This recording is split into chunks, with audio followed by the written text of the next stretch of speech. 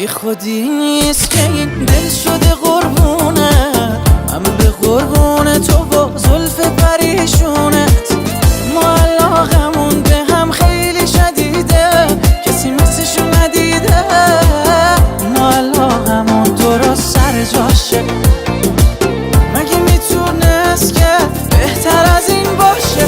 مگه هست تو دنیا مثل ما دوتا؟ یه شب منو مجنون کردی لیلا، بگو چی داری که دل منو میکشونی؟